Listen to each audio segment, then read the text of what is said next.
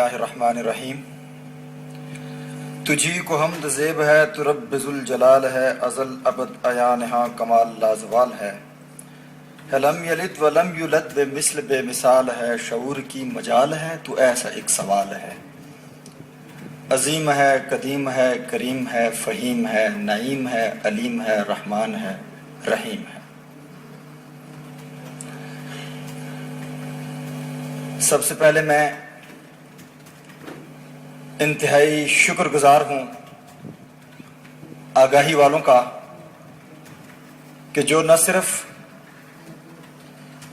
سرزمین کشمیر پر پہنچے ہمیں تربیت دینے کے لیے، ہمیں ٹرین کرنے کے لیے، بلکہ اس کے بعد انہوں نے اس قدر خوبصورت محفل کا یہاں پر انعقاد کیا جس سے میں بجا طور پر یہ کہہ سکتا ہوں کہ اس میں بھی خاصی حد تک دیکھنے میں، سننے میں، سمجھنے میں، چلنے میں، پھرنے میں، اٹھنے میں، بیٹھنے میں ہماری تربیت کا عنصر ہی موجود ہے۔ میں ایک اور بات جو وہاں بیٹھے ہوئے سوچ رہا تھا وہ ضرور یہاں پر عرض کرنا چاہوں گا کہ جو ڈاکومنٹری دکھائی گئی نو ڈاؤٹ اس نے افسردہ کیا۔ وہ چہرے آنکھوں کے سامنے گھوم گئے جو حق سچ لکھنے کے جرم میں خون میں نہلا دیے گئے، جو چہرے اس قدر معتبر تھے، جو چہرے اس قدر آنریبل تھے کہ معاشرے کا ہر سنجیدہ شخص، سنجیدہ مکتبہ فکر یہ کہتا تھا کہ یہ ہماری آنکھ ہے بھائی، یہ آنکھ ہے۔ اس آنکھ کو پھوڑ دیا گیا، گولیوں سے چھلنی کیا گیا، ان کو ٹکڑے ٹکڑے کر دیا گیا۔ میں اس پہ یہی کہوں گا، تختہ دار محبت کی سزا ٹھہری ہے، جان لینا میرے قاتل کی ادا ٹھہری ہے۔ راہ دشوار سحر دور گھنی شب لیکن قافلے ٹھہرے نہ قدموں کی صدا ٹھہری ہے۔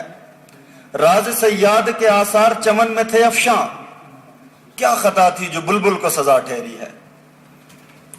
اور اس کے ساتھ ہی میں یہاں پر جو ہمارے دوست تشریف فرما ہیں، کراچی سے صدر صاحب آئے، انہوں نے بات کی، بہت خوشی ہوئی دیکھ کے، سن کے۔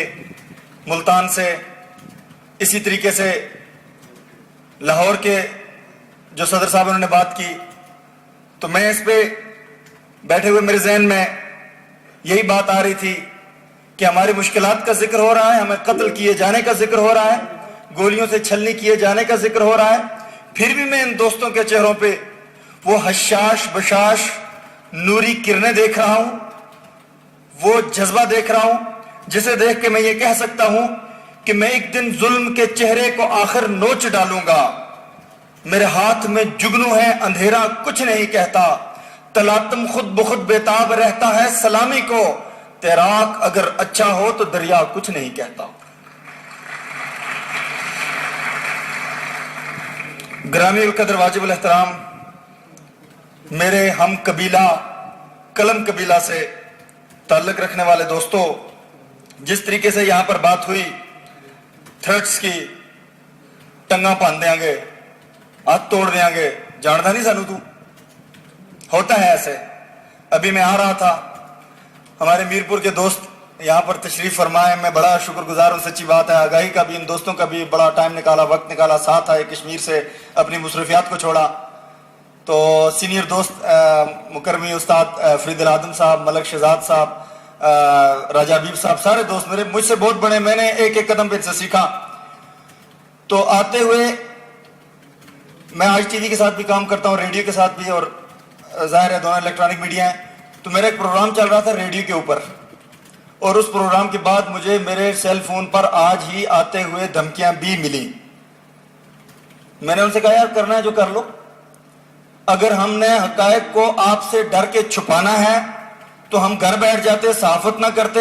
خدا کی قسم اٹھا کر کے کہتا ہوں، کراچی سے لے کر کے کشمیر تک، اس کے علاوہ باہر بیرون ممالک میں جن پاکستانی صحافی دوستوں سے ملاقات ہوئی، مقبوضہ کشمیر کے جرنلسٹوں سے ملاقات ہوئی، جن لوگوں سے ملاقات ہوئی، وہ صحافت کو ایک فرض سمجھ کر، مشن سمجھ کر، جد و جہد سمجھ کے کرتے ہیں، وگرنہ یہ کام آسان ہرگز نہیں ہے، اس میں جان جاتی ہے۔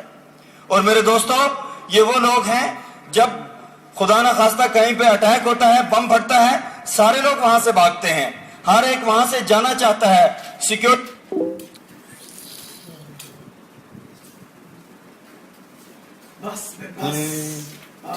وہ جرات مندی کے ساتھ، وہ بہادری کے ساتھ وہاں پہ پہنچتا ہے، اس ایونٹ پہ پہنچتا ہے، اس کو کور کرتا ہے اور پوری دنیا کو ان مکروہ چہروں سے بے نقاب کرتا ہے جو اس وقت پاکستان کی سرزمین کو نوچ نوچ کے کھانے پر تلے ہوئے ہیں۔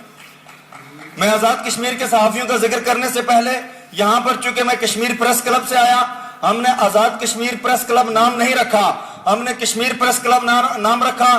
کیوں؟ اس لیے کہ ہم آدھے ایک طرف ہیں، آدھے دوسری طرف ہیں، ہمارے درمیان ایک خونی لکیر ہے۔ میں ان صحافیوں کا یہاں پر ذکر کر کے انہیں خراج عقیدت کا سلام پیش کرنا چاہتا ہوں جو اس وقت گولیوں کی بچھاڑ میں سری نگر کے اندر، کپواڑہ کے اندر، اننت ناگ کے اندر، سوپور کے اندر، جموں کے اندر اپنے صحافتی فرائض انجام دیتے ہیں۔ انہیں ایک پاس جاری ہوتا ہے، جب وہ رپورٹنگ کے لیے نکلتے ہیں انہیں انتظامیہ کی طرف سے رپورٹنگ کا پاس جاری ہوتا ہے۔ جب وہ کرفیو کے دوران رپورٹنگ کرتے ہیں، کوئی بھی شخص ان سے، کوئی بھی سیکیورٹی فورسز کا، انڈین سیکیورٹی فورسز کا اہلکار ان سے وہ پاس چھین کے پھاڑ دیتا ہے۔ سنیے گا ذرا بات، وہ پھاڑ دیتا ہے۔ اب وہ جب پاس پھٹ گیا، اس کے پاس وہ پاس نہیں رہا، تو وہ پھر صحافی گولی کی رحم و کرم پہ ہوتا ہے۔ پھر اگر اس کی زندگی ہے وہاں سے بچ کے نکل گیا تو نکل گیا، ورنہ اسے بھی شہید کر دیا جاتا ہے۔ تو میں آزاد کشمیر کے ساتھ، میں مقبوضہ کشمیر کے ان صحافیوں کو سلام پیش کرتا ہوں، ان کی جدوجہد کو سلام پیش کرتا ہوں۔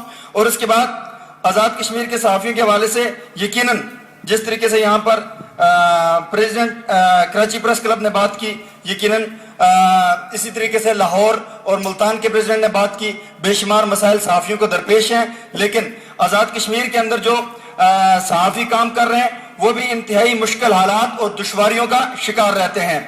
ایک ویج بورڈ بنا ہوا ہے پاکستان کے اندر صحافیوں کے حوالے سے، لیکن اس کے فیوز و برکات، اس کے ثمرات آزاد کشمیر پر نہیں برستے۔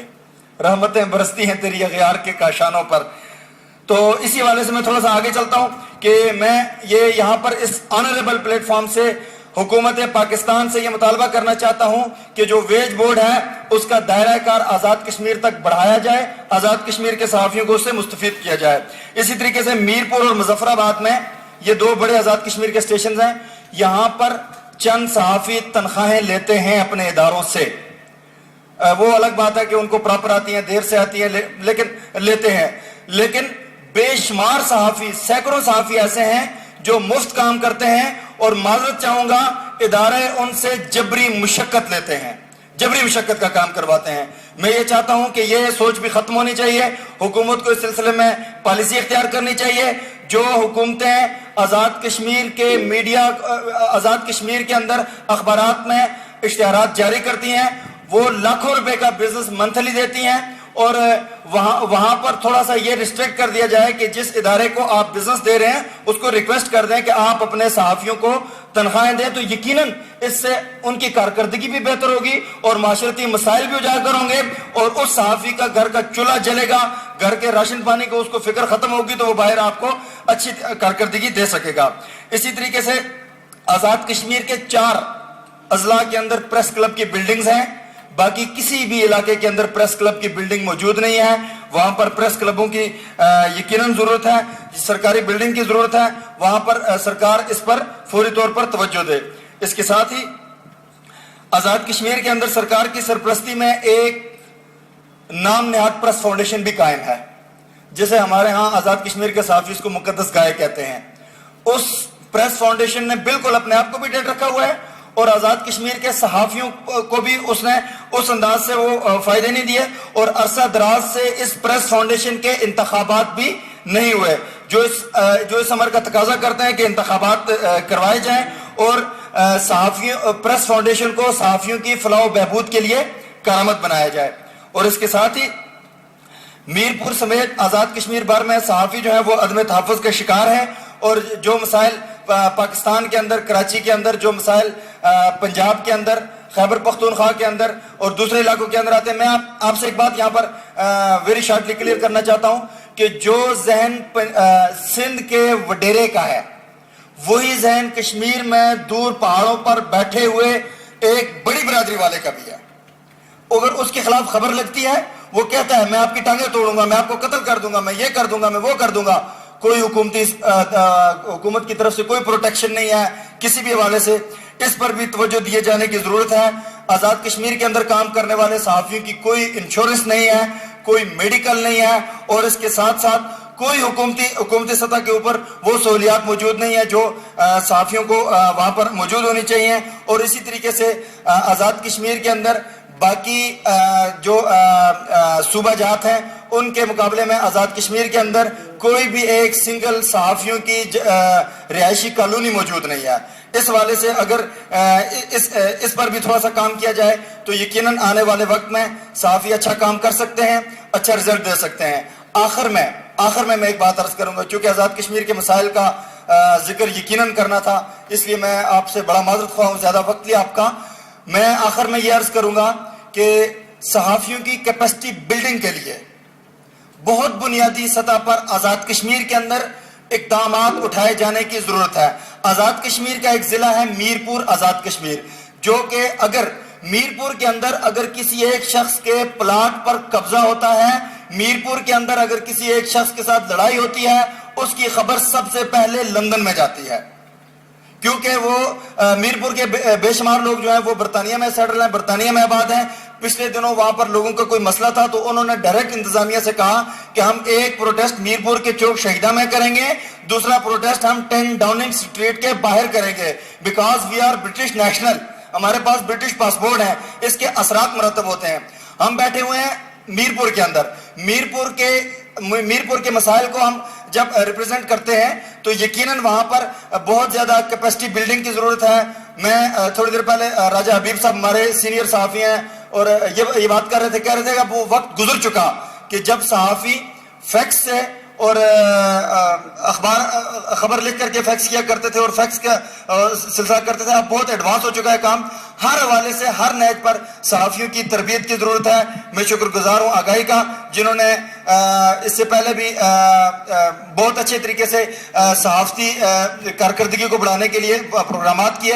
میں امید رکھتا ہوں آگاہی سے آئندہ بھی صحافیوں کی کیپیسٹی بلڈنگ کے لیے, علاقائی مسائل کو دیکھنے کے لیے اور اس کے ساتھ ساتھ ان مسائل پر جو بنیادی اہمیت کے عمل ہیں ان پر صحافیوں کی تربیت کریں گے. اور آخر میں یہ بات عرض کروں گا کہ پورے پاکستان کے صحافیوں کو مد نظر رکھتے ہوئے میں یہ بات عرض کرتا ہوں کہ ہم ایک نعرہ لگاتے ہیں آزادی صحافت کا. آزادی صحافت سے پہلے جس طریقے سے کہتے ہیں نا انقلاب کی ضرورت ہوتی ہے, انقلاب سارے کرتے ہیں, انقلاب آتا نہیں ہے. بھائی صاحب انقلاب سے پہلے بغاوت ہوا کرتی ہے, بغاوت ہوتی نہیں, انقلاب کہاں سے آئے گا. اسی طریقے سے آزادی صحافت سے پہلے جرأت صحافت کی ضرورت ہے, آزادی اظہار سے پہلے جرأت اظہار کی ضرورت ہے. میں کہتا ہوں کہ سلیم شہزاد کے قاتلوں کو کیفر کردار تک پہنچائیں, ان کو منظر عام پر لائیں, ان کو سامنے لائیں. سلیم شہزاد قتل نہیں ہوا, یہ کراچی کا جرنلسٹ قتل ہوا ہے, یہ پنجاب کا جرنلسٹ قتل ہوا ہے, یہ خیبر پختونخوا قتل ہوا ہے, اور یہ اسی طریقے سے بلوچستان اور کشمیر کو قتل کیا گیا ہے. میں کہتا ہوں کہ ہمیں ڈرنا صرف اللہ سے چاہیے. میرے ذہن میں ایک اور شعر آ رہا ہے, خوف و اندیشہ و تعزیر و سزا رہنے دے, میرے ہونٹوں پہ صدا حق کی صدا رہنے دے, میں منصور ہوں مجھے دار و رسن سے نہ ڈرا, میرے ہونٹوں پہ انل حق کی صدا رہنے دے, مالک روز مکافات کو راضی کر لے, حاکم وقت خفا تو خفا رہنے دے. میں اس پر یہی عرض کروں گا, جرأت کی ضرورت ہے, جرأت اظہار کی ضرورت ہے, ڈٹ جانے کی ضرورت ہے. ادارہ ساتھ دے نہ دے, ہمارا کام ہے جرأت سے کام کرنا. اگر ہمیں کوئی ایسی کال آتی ہے جس کا نمبر ہماری سکرین پہ نہیں آتا, ہمیں گھبرانا نہیں چاہیے. کیوں؟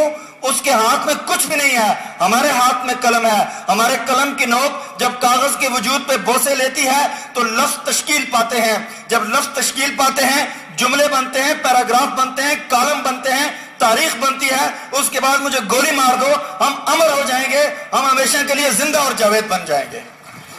میں یقیناً وقت آپ کا بہت لیا, انتہائی اختصار کے ساتھ, وقت کے دامن میں وسعت نہیں تھی. اب یہی عرض کروں گا کہ آگاہی کو سلام, آپ سب دوست جو یہاں پر تشریف لائے آپ کو سلام, آپ کو دیکھا یقیناً بہت خوشی ہوئی. اسی طریقے سے خوشی ہوئی جس طریقے سے اپنی فیملی کو, اپنی بہنوں کو, اپنے بھائیوں کو, اپنے عزیز و اقارب کو انسان دیکھتا ہے. مجھے آج وہی خوشی ہو رہی ہے. اب جس کے جی میں آئے وہی لے اس سے روشنی, ہم نے تو دل جلا کے سر عام رکھ دیا ہے.